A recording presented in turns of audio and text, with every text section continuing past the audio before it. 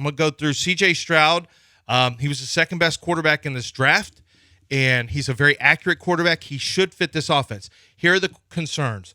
Coachability. This is a real thing. He had some issues at Ohio State with his own coach, not Ryan Day. He was really a Ryan Day guy, and he didn't really deal as much with his quarterback coach just because he just felt like Ryan Day was his coach. So there's some concerns there about coachability. I know he had prominent. He had gotten into it on a trip, and with the offense coordinator, but I think the coordinator kind of started it. So who said that C.J. Stroud has to trust you? That came out this past week. Yeah, Chris Ballard told me that. Chris Ballard. He's got to trust you. See, Chris liked him, but he liked Richardson the best of all the quarterbacks. He's just said, Chris told me after the draft, so I didn't know what he was going to do. He said, I couldn't be the one who passed on Anthony Richardson if he became a good quarterback. If he became a monster. I didn't want to pass on a monster. I was in Kansas City when we were going after Mahomes, and that was the first year I went to the Colts, but I had done all the work on Mahomes, and we just decided we think Pat's got a chance to be incredible, and if we don't do this, I don't want to regret it. He said, I don't want to have regrets. I can live with drafting Richardson, but I can't live with deciding not to draft Richardson and watching him become a monster. Right. And I said, what about Stroud? We talked before and we talked after, and he said he just has to trust you. He said he's going to have some. He said he could have some issues, with coaches initially, but he just needs to trust you. He's got some, his background is such that he's got a background where a family background and all kinds of stuff that you could look into, but he needs to be able to trust. He needs to be able to trust male figures. And so I think the real concern you have here is how do he and Bobby Slowick get along? I think that's a legitimate concern because his head coach is not an offensive coach. So he would go to Ryan Day, who was an offense coach for all the offense stuff, and just kind of bypass. Well, now he's going to Slowick. So he and Slowick, and I think they may have had a little confrontation at one point, from what I understand. In the pre-draft stuff. From a football standpoint, man, I'm excited because his best football was against Georgia, and I think my bottom line write-up. You had him as what pick as in this draft as far as? As my in terms of rated player. Yeah, rated. Player in this draft? Let me check for you real quick. Well, you had Bryce and Will 1-2, right? And then Stroud? It was my first was Jalen Carter, but do you want to count him? Right. Yeah, it was Jalen Carter. Then I had as far as just football goes, it was Jalen Carter. Yeah, as far as just football guys, let me select all. Then it's Will Anderson. Okay. Was 2. 3 is Bijan Robinson. 4 is Bryce Young. 5 is Tyree. 6 is Peter Skronsky. 7 C.J. Stroud. Okay, but with that's good. Yeah, I mean, really most good. Quarterbacks I end up having there. I don't know the last time other than Trevor Lawrence and Joe Burrow even had 3rd. That's because his draft was one of the most loaded drafts. Yeah, Pat Surtain and Micah Parsons, and it was like his draft was unbelievable. And I think I had Joe Burrow 3rd, maybe 2nd. Did you talk about CJ's accuracy? What did you have him? What did you have? As good as of the top tier quarterbacks, easily the best. His accuracy was easily the best. And in this offense, you're throwing to players on the move and in stride. Stroud and Richardson were not for this offense. Not Stroud. You said not Stroud. I'm Levis. sorry. Richardson and Levis were not for this offense. Stroud was definitely for this offense. You don't have to be a great he can move around. He's better. He's more mobile than he lets on. He just doesn't do it very often. But he's very accurate. He's a good fit. He's a good fit as a passer for this offense. And I think the offense really basically is the passing scheme, it turns into he just needs to read where safeties are going to be and what the levels pass when you get on levels, where linebackers and safeties are. I think C.J. Stroud, I talked to a team about S2 stuff after the draft who said it's important to them. They think it is predictive. But I think C.J.'s got a chance to be the first one who maybe didn't score great on S2 who does well in this. I think this offense fits him. And the way the Texans, I believe, are going to be able to run the ball, I think he's going to be a good fit. The leadership stuff, I think, is going to be very important. But the one thing I want to maintain clarity on is that the guy at the top, for the first time, DeMeco Ryans, for me, now he's got to prove it, but I think, John, he has the personality to keep everything calm. Like Bill O'Brien's a tinderbox. Yeah, right. You just at no point knew, like, he's not a calm guy. Cully had no business in that spot. And Lovey is just a team with no talent. And, that Lovey never had a chance anyway. Right. Never had a chance anyway. But DeMeco Ryans is getting some talent together. I think he and Nick worked well together, according to Nick. And I know Nick had that, and we'll get to that in a little bit. On Will Anderson, this is exactly what I said on Will Anderson. I said 3-year starter for vaunted Alabama program with eye-popping production that encapsulates his potential impact. Anderson's well-built, long arms. He has rush get-off and skill level to consistently shave edges to pry open rush paths and inside moves. Even when he's blocked around the arc or on the diagonal, Anderson's footwork, cornering, and closing speed helps him dive into the pocket. There's room for more growth with hand usage, and he will need to prove he can keep racking up the stats outside of Nick Saban's scheme. Anderson is suited to a 3-4 front where he can play wider to better allow his length to overcome size deficiencies at the point of attack. His traits, athleticism, and production against high-level competition are indicators of a Pro Bowl future. And I think the one thing that I didn't have in here that's true is that Will was considered one of the elite character guys in the draft. So football character in terms of leadership and what he does. And I think as big as anything for football-wise is DeMeco Ryans really wanted to get a dude in here. Yeah. Like a dude who is not, when I say a dude, not just a good football player, but a guy kind of like him, like DeMeco, where you just can feel their presence. Everyone knew he was a dude when he came into the league in 2006 as a second-round pick. Anybody that we talked to, right, all the sound that you heard about the Texans, as soon as DeMeco came in, they could tell he was a dude. And that's what Will Anderson is. And I think DeMeco wanted one of those guys in the locker room. So DeMeco Ryans is, going to play him. I think he's going to stand him and play him wide. And that's going to be really good for Will Anderson. Will Anderson is very technically sound, like every defensive player that Nick Saban coaches. It's non-negotiable. So he's a good technician as a pass rusher and especially as a run blocker.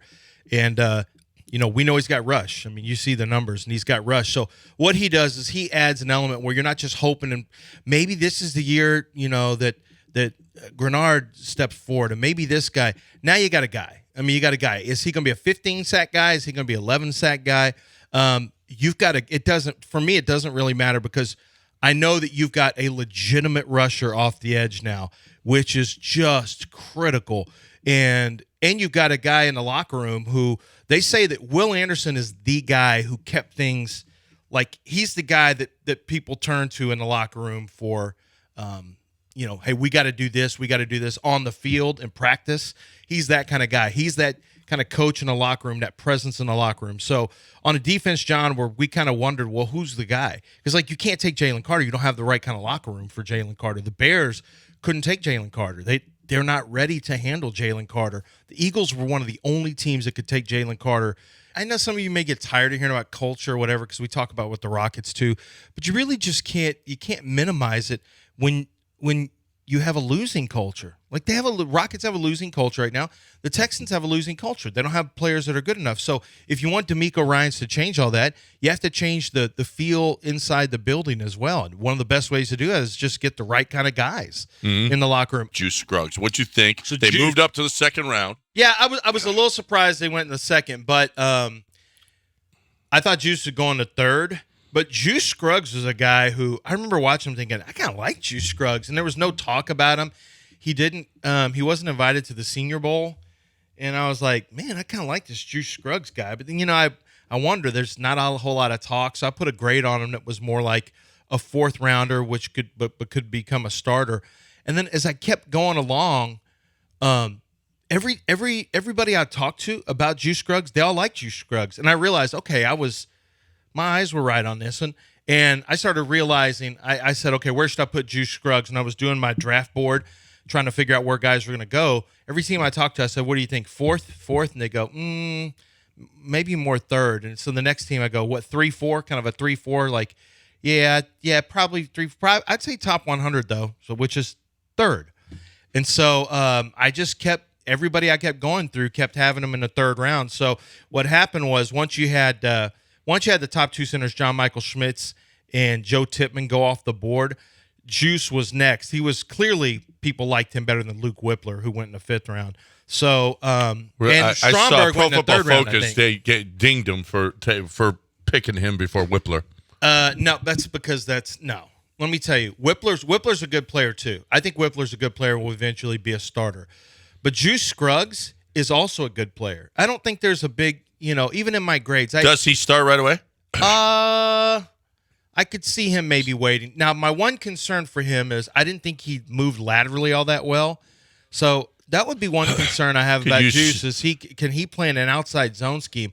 I was a little concerned about scheme fit for him. I thought he was more of a downhill gap scheme attack. So could it be Tunsil, Mason, Scruggs, Green, Howard, your offensive line? Yeah, although switch your guards. Yeah. Switch your guards. Yeah. Oh, no, it's definitely possible. Scruggs has played guard and center, but yes, he will compete for a spot right away. And it wouldn't shock me if he won the spot. He's very smart. He's very strong. Very strong. And, my only question is, does he have enough quickness? And the Texans would know this better because they, are specifically looking for this. But I did question about some of the blocks on stretch plays, which are the outside zone, like Gary Kubiak would run with Arian Foster, where you go, kind of attack one and you look for the cutback lanes. I think that's my only question. So when they picked him, do you think I don't mind it at all? No. I think he's a good player. I just want to make sure that he fits in the scheme. That would be my only question. But everything else is good with Scruggs. He's a good football player. I think he's a little more limited athletically, I think, at center than most centers you see for zone scheme teams. That would be my one concern. All right. So next at 69, they go and get Tank Dell. That's 3rd round was about where some thought he might move up to the 2nd round. But he's sitting there, and the Texans go, despite the fact that Mechie's coming back, despite the fact that, I know that despite any other fact, Mechie's going to come. How do they use Mechie and Tank Dell? I don't know. That was the one thing immediately I thought about. And, Mechie, I don't know if they have any concerns about Mechie. When Mechie came out, I thought Mechie was really more of a 3rd round pick. He went in a 2nd. When Tank Dell came out, I thought he was more of a 2nd round pick, but he would go in a 3rd because of his size. Tank Dell, I can't tell you how excited I am. Everyone, it was funny at the Senior Bowl. So when all these when the coaches and GMs, they're not as up on these players. You think they know all the players. They don't. They don't really know them by the time they get to Senior Bowl. That's in late January. And everything's like, Tank's so small. Small guys get hurt. And what I found was after the combine, when they watched him at combine and they had a lot of time to watch tape, everyone loved Tank Dell. Like, I tell you who's really good is freaking Tank Dell. And then I'd say, yeah, but what about his size? I said, yeah, it's a concern, but he was never hurt at U of H. And you can't get hurt if they can't catch you. And if Tank had run a faster 40 time at the combine, he would have gone in the 2nd round. Tank Dell, I love this pick. What does it mean for Mechie? I don't know, because you're not going to play Tank outside.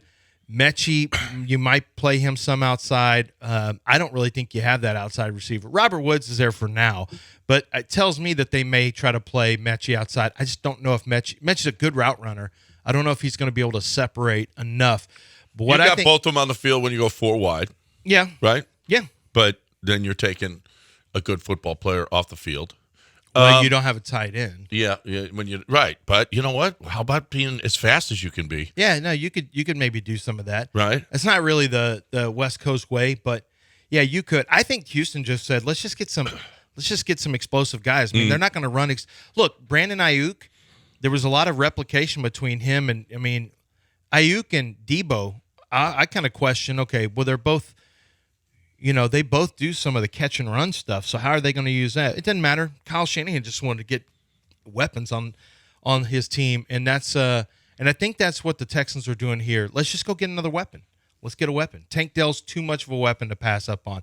I'm extraordinarily happy, and he's an elite return man. If you didn't watch Cougar football, but you watch draft coverage, you got to see some of Tank Dell's punt returns. Oh my God, I'd forgotten how good they were. I'd forgotten how unbelievably electric they were. So the Texans get a potentially an elite punt returner, which is an explosive play guy in a third phase, and then they get, a player who I don't think is really guardable. He was the least guardable player that I studied in the draft at all. And when you talk about, like, Steve Smith and I were talking about, the wide receiver, Steve Smith, his concern was people pressing Tank. But, I mean, when you watch him on tape, when people tried to press him, they couldn't. He's too good with his releases. So I think Tank Dell is going to turn into a real weapon in Houston. I'm very excited about Tank Dell. And Dana obviously knows him better than anybody. I think he's got great feet around the sideline. He has really great catch instincts. A few too many drops. He'll drop some. We saw that at times this year, especially early in the season. Yeah, but he makes so many big plays. He makes so many big plays, Yeah. you don't worry as much about the Yeah, your big play capability just went way up. It's so funny how he didn't run well. Oh yeah, because his play speed is electric. Yeah, so I don't know what the deal was or how he ran, but I also know maybe for 40 yards he's not blazing fast, but for 20 he's blazing fast. It's unbelievable. I mean, you would think For 10, he would forget be, about it. because he's got the same kind of. I'm not putting Tyreek Hill on him, but he's got that same kind of explosiveness and elusiveness and inability to cover him. I had a team tell me they thought he was T.Y. Hilton. T.Y. Hilton, yeah, yeah. And I thought that was pretty good. I thought that's pretty good. They said, "What do you think about the T.Y. guy?" I said, "Who's the T.Y.?" And I'm going to the kid from Houston, T.Y. The guy's just like T.Y. I'm like, "Oh, Tank Dell?" Yeah. He's just T.Y. Hilton all over again. I'm like, yeah, that's pretty good. It really is. And thank God the Texans don't have to play him, because T.Y. Hilton is the greatest receiver in history. Texans killer. Dylan Horton. So with the 109th pick overall, they take the defensive end from TCU. What about him? Yeah, so Dylan Horton played he played lighter in 2021, and he was better in 2021. Then they asked him to gain weight. Pretty much the strength coach at TCU wanted everyone to gain weight and get bigger. He's Art Briles, old strength coach from Baylor, and he believes in just the biggest football players possible. And so Dylan Horton gained weight, wasn't as good. He did add over 50 pounds to his frame when he entered college. So this is a guy who has blossomed it. He's gotten bigger and stronger. He's a powerful player. I think he's, this year on tape, he looked like he had average explosiveness, but then when you watched him in Michigan, he lost weight during the year. Against Michigan, he had his best game against Michigan in the playoffs, and that's the team who won the Joe Moore Award, and he had a really good game there. He had his best year in 2021 when he was lighter. I think D'Amico Ryans plans on playing him outside at a lighter weight, and I think he'll play at about 265 instead of in the 270s, which will be good for him. I think for me, I just think he's a solid player. I don't think he's going to be a guy who's like super impactful. I think he'll be a solid starter eventually. But I'm not. I was more of a fifth round guy on him. Which is fine. But you need a defensive line help. Well, he's strong at the point of attack, and I think D'Amico wants some bullies up front. Right. Well, he could play, and he fits and he can actually move around a little bit. Yeah. He can play inside or outside. So I think D'Amico has a certain kind of guy he wants to get in this. That's why when we talked about it on this show, I said they're going to draft they're going to draft at least 2 defensive. What are his measurables? Linemen. He has let me see if I can get his arms. 6'4", 257 is what. Now he's in a 257, which is his good weight now at the combine. 33 and 1/8 arms, which is okay. But he's played in the 270s. So he was 257 at the combine. My guess is he'll lock in around 265 as he fills out his NFL body. So good NFL size, 6'4", pretty good length, good strength. I say on him, I thought he's a base end and a 4-3 front, which this defense will be in 4-man fronts a lot. Adequate upper body power, but a concerning lack of anchor as a run defender, and it's a lot of that is just his bend. But also he had to play. If you move him wider, it won't be the same issue. He has room for improvement with hand usage, which could give his overall play a bump, but he might lack the requisite lower body bend and short area quickness to hold his own. As a run defender, as a rusher, Horton's explosive takeoff and power to play through a blocker's edge are both translatable rush traits, but improvement across the board is still needed for the pro level. Okay. So that's kind of how I saw him. Yeah, it's a 4th rounder, so he's obviously going to be a project. He'll be on the field this year, though. I don't. Yeah. And this defense, he's going to be on the field, and we'll see whether or not he can hold his own against the run. That'll be interesting. And then quickly, let's go over Henry To'oTo'o. What do you got on him? Really good leader, not very fast. I think the speed is the concern with him. That's why I went in the fourth. A lot of people were thinking that he'd go higher. I thought he'd go fourth or fifth. Well, because the linebackers, there's a little run. That's why he was going to go fourth. He's not fast sideline to sideline, so sometimes on tape you see guys can turn the corner on him. That's going to be the concern on him. But what he is a player with good instincts. He is. Oh my God! You know what my NFL comparison is? I just noticed this. What's your NFL what? My player comp. Oh my gosh, Christian Kirksey. My NFL comp is. You know how often this happens with me? That's not. Well, when he came out, Christian Kirksey. So Perryman, Littleton, Harris. It'll be interesting. I don't think To'oTo'o he won't get on the field. No. He's going to be a backup and a special teams player right now. Assignment-oriented linebacker who's plays steady but unspectacular. He's tough but lacks thump inside and doesn't have speed to cut off angles and stop outside run plays. He's a good technician, plus plays a little more conservative than it will need to be. He came from Tennessee, right? Went from Tennessee to Alabama. It was a big transfer. It was a Alabama. big transfer, but yet. I mean, he's a little bit slower. So why was he such a big time leader? Very smart. He diagnoses plays well. He's unspectacular. He'll be a good special teams player. I said good backup to below average starter could be his career path, whether he plays inside or outside. They even said we think he's smart and he is a player who is able to plays with good recognition. He'll be a good special teams player. But his slower one, depth. That's not great. Yeah. Well, his 40 time was, let me see if I got it here, 4.62. That's not bad. That's not bad. That's actually, that's not bad. His 10-yard split is pretty good, 1.57. I think his play speed, as it extends, is I would say he plays more like a low, like a high 4.6, low 4.7 guy. But that's okay. I think what he is you're just trying to. I think he is eventually going to replace Perryman. I think they want to play him behind Perryman, see what he's got, and he'll either be a backup. Remember Garrett Wallow? Yeah. We'll see what Garrett Wallow does. They gave up picks. I didn't like that pick, but Nick, he's a special teams guy. Yeah. But Henry will be expected to be a special teams performer guy too. right now.